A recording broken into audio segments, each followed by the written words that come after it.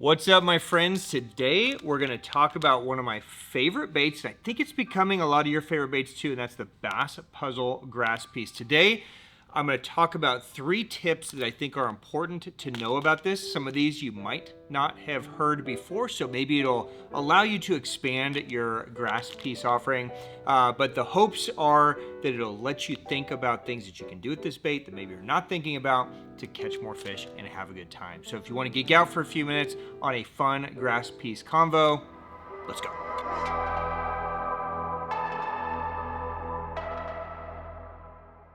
Welcome back, my friends. I am Ben with the Hookup Tackle at Tackle Otaku on Instagram, being joined once again by my buddy CJ.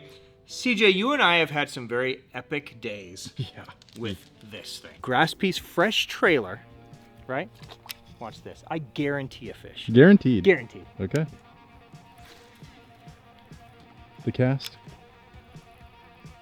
No way, dude. What? Oh, it's a goodie, too.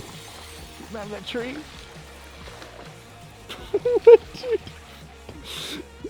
I don't even know what to say, dude. Is it even real? Sometimes they're just eaten, and I think we found them just eaten. Grass piece, Sakamata, largemouth bass. I mean, it's that easy. Dude, that is an understatement. There's some crazy history we've had with that bait. We've fished this thing in Japan several times with Hikaru and with Shota and with his pro staff. Hikaru's the amazing dude that created this thing. We've thrown it here, and we've thrown it in Arizona, we've thrown it in Alabama, we've thrown this thing everywhere, and we've had some of the most ridiculous days I can remember. We've had on this, whether it's the original grass piece, the flex, the 3/4, the half. Like, it's just one of those special baits that once you kind of get into a groove with it, they just eat it, and it's so fun to use. So I know a lot of you guys have picked these up. I know a lot of you guys have these in your arsenal. And so today I wanted to give you just 3 quick tips that maybe will help you expand your grass piece offering, maybe shed some light on some things, and just have some fun talking about a bait that's worthy of another conversation in my mind. So tip number 1 is don't get stuck to one type of trailer. Okay, now when you see me advertise this, or even Bass Puzzle advertise this, you're going to see it advertised with a straight tail style trailer, okay? Whether it's something like this is an OSP Dolive Stick, this is a Megabass Sling Shad, or a Deps Sakamata Shad. Those would be like the main options for trailers on these. The reason for that is the straight tail trailer allows for that shimmy fall to really let the blade do its work. Okay, it's not pushing too much water.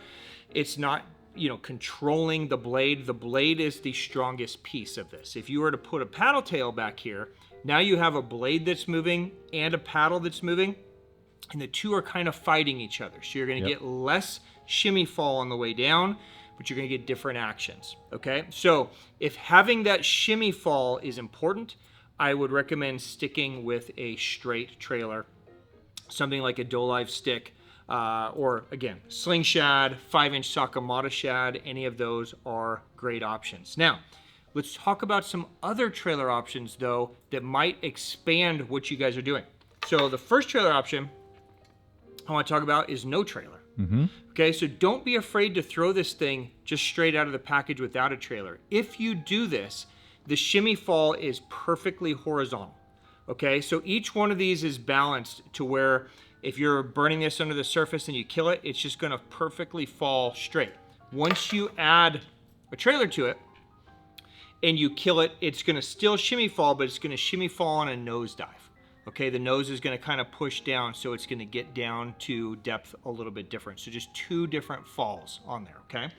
Some other trailers that are worth exploring. If you want the bait to have more of a bluegill profile, don't be afraid to throw a bluegill profile bait on it. Okay, this is a Hira Tailor. It's nasty. It's super dirty. So the Hira Tailor is a great one. This is the 3.7. Okay, I like the 3.5-inch size for me. So the 3.8 bull flat, the 3.7 Hira Tailor, those are the 2 that I like This is going to give you just a different profile. Okay, it's going to give you more of that bluegill-esque look. On the shimmy fall, it's going to give you a thicker body down here, so it's going to slow the bait down as it's falling.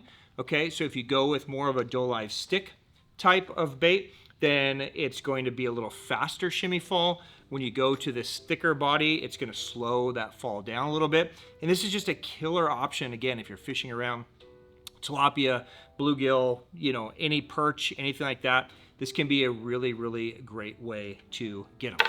Mm-hmm. You know what I've noticed with the bull flat too on that is if you kill it, it almost gets like a backglidey kind of spiraling motion to it too, which is kind of a cool look. Totally, totally. And you know, one thing to point out is anytime you're using these gill style baits, there's usually a flat side and a round side.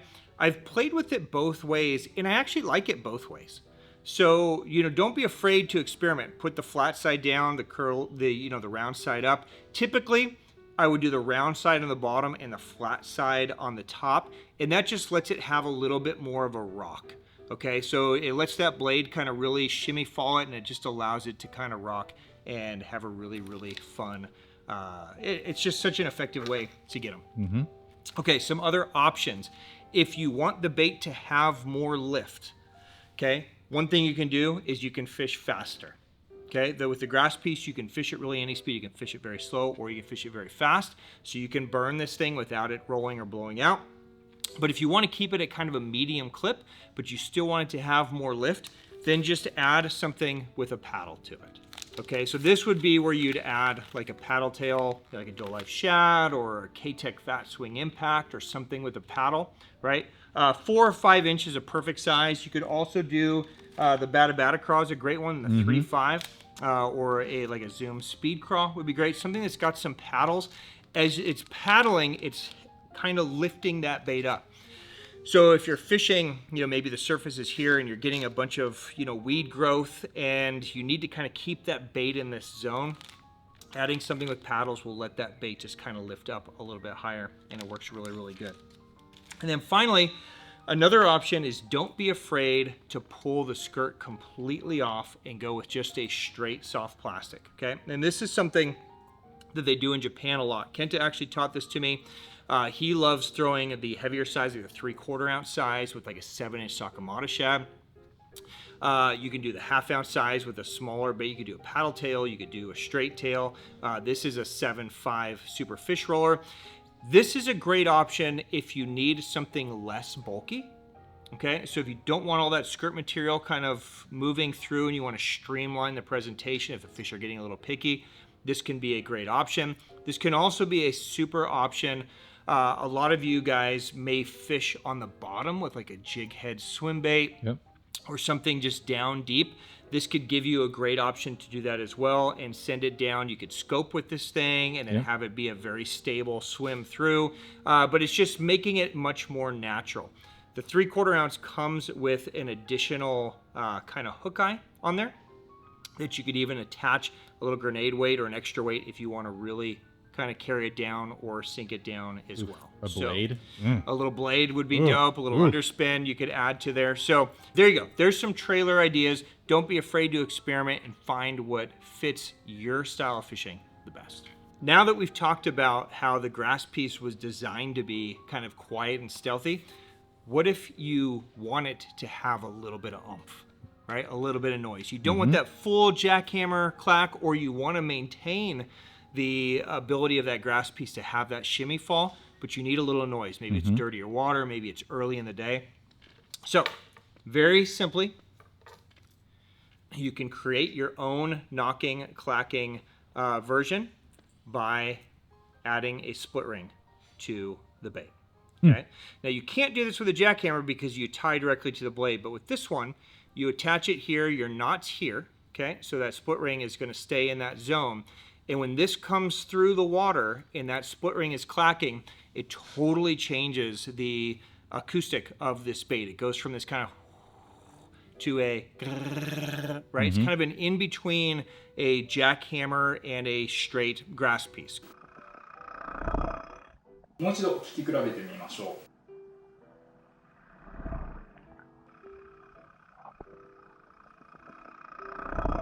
The The larger the split ring you go, the more sound you're going to get. Okay, so you could even experiment with this, right? So for instance, this one has a size 3 split ring on it. This one has a size 4 split ring on it. The 4 is going to give you more surface area of split ring. Thus, it's going to give you more sound. If you wanted even less sound, you could go to a size 2. If you wanted even more sound, you go to a size 5. So on and so forth if you want to really geek out on this, okay? For me, it's more something, I always have split rings and spare trebles and different things in my boat. For me, it's something that I don't do a lot since most of the time our water is more on the clear side, but it's something where if we're fishing through the course of the day and all of a sudden we make a run and maybe the water's got a little bit more tannic to it, or maybe it's got a mud line or something and I want to just give a little bit more body, I can just very easily throw a split ring on there and then I've got something that's got more sound. And if I don't want it, take it off and I'm back to being super stealthy. So very, very easy mod, but it's something that you guys should be prepared for should you ever want to add more sound. So again, I would recommend if you're going to do one, I would do either a size 3 or a size 4 split ring. It doesn't matter the brand. You can even play with different types of materials. So if you want to do a stainless steel, you want to do a hyperwire, you want to do a brass or whatever, they're going to give you different sounds as they clack. So there you go. I think I'm putting both on. You can do that too. Run 2. Yeah. No, might as well. You should. Why not run the whole pack, CJ? Yeah, there you go. Is there a limit? Yeah, no, of course not. So there you go. There is the split ring mod for the grass piece. All right, and tip number 3 is I wanted to talk to you guys about finding the right rod to use this on. Now, for the last, I don't know how long it's been since jackhammer's been a staple. I'm going to say 15 years. Maybe it's been longer. Brett's pretty old now. He's like, what, 75? Yeah, so maybe pushing So like maybe 30 years, something 30, like that. Yeah. So look, as long as the jackhammer has been a staple, we've been talking about jackhammer rods, chatterbait rods, right? And Evergreen builds, you know, arguably, you know, the kind of the staple rod for this technique. It's literally called the jackhammer rod. Yep. And most other brands have kind of mirrored their bladed jig or chatterbait rod off of this rod.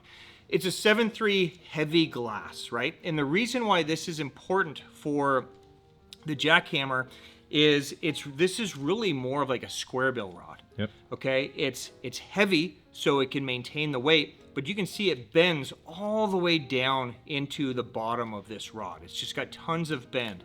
And it's really built as more of a treble hook rod, which lends itself well to a jackhammer style bait because there's not really any give to this thing, right? So because this connection is kind of direct, you want the fish to be able to eat it and then kind of exhale, and then kind of that same thing as with a square bill. It slows it down and allows the fish to eat it, and your land ratio goes way up. Now, with the grass piece, you have even less flex, okay? So it's more of an even straighter, more solid, you know, kind of connection, right? There's literally nothing flexing there. But the challenge here is that you've got a big hook, right? You got a big stout hook, and you are usually working this at a fairly decent clip. So if you go too fast on the rod, right, then you end up missing a lot of fish. You set the hook too fast because it's big, you end up pulling it, and you're going to get a lot of them just hooked on like the very edge or kind of skin hooked. You're not really giving them a true chance to get it and exhale and pull back. But if you go too soft on the rod, because this is such a large hook, you also don't get the penetration. So it's kind of this balance between the, you know, the different actions between it being truly parabolic and being fast. Yep. Okay. I've experimented with tons of rods on this. We've thrown it on a gazillion things. I'm going to show you the rods that I like that work really well for us. And hopefully this will either direct you towards the right rod or give you an idea of what to look for, okay? So for me, probably 99 out of 100 times, I'm throwing it on this rod, which is the Megabass Destroyer P5 BMG. Now, this rod was built for open water, like dragging a football jig, Carolina rig style fishing. But the way this rod was built is you can see it's got a fairly soft top section, but then it shuts down. Yep. Okay, and then it's all power down here. So what this does is it kind of bridges that gap. It gives me enough kind of bend, right, to where it's not overly fast to where it allows them to get it, exhale, and turn before I'm swinging. But then it's got so much power that I can pull them out of cover. I can throw it on 20 or 22 pound or straight braid and yank them out of cover, which is where I want to throw this thing, right? It's what it was built for. So for me, the BMG is the perfect rod. This is my rod of choice. If I'm actually being serious and setting it up, I'm going to pretty much throw it on this in the 3/8, the half, and 3/4, and flex. All of them fish well on this rod. Now, if you don't like Megabass rods, if you want some other options, some other rods that do fish really, really well on the grass piece. If you're a Shimano guy, the Poison Adrena 7.4 Heavy. Super dope rod. Is a great one. It's a very similar taper to the BMG. Again, it's got that kind of soft tip, and then it kind of shuts down. Okay, so almost identical taper to the BMG, but in a Poison Adrena, so that's a great option. If you're a fan of the Raid rods, which I am, the Gladiator Anti-Diffuser is one that I love. This one's a little bit larger for me in hand. I like this rod. I really love this rod for things like the Osakana slide. You know, things that are maybe just slightly bigger than this. But again, it has that right taper to where it's soft at the top and then it kind of shuts down. This one's a little more parabolic through the whole thing, which I don't hate, but I like. I'm just so comfortable with the BMG, which is why I usually choose the BMG over this one. But I know a lot of you guys are fans of the Raid, so this would be a great option.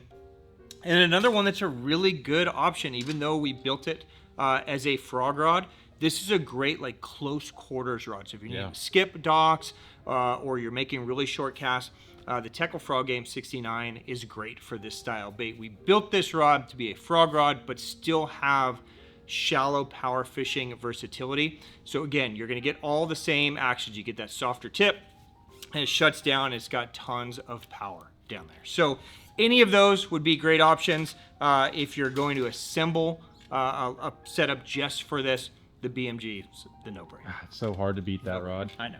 All right, guys, that is a wrap. There's 3 tips that hopefully will help point you down some different paths that you can expand your grass piece fishing. If you have questions on anything we discussed that maybe I didn't give, complete info on, dude, drop it down below. I'd love to make sure you guys know exactly what we're talking about. If you have questions on anything else that we didn't cover, of course, you can find me below or on Instagram anytime. And for now, on behalf of myself and CJ, thank you guys for watching our videos. Thank you for your business, and we will see you again very soon. CJ, good to see you. You as well, bro. Until the next time, for now, it's peace. Later, guys. See ya.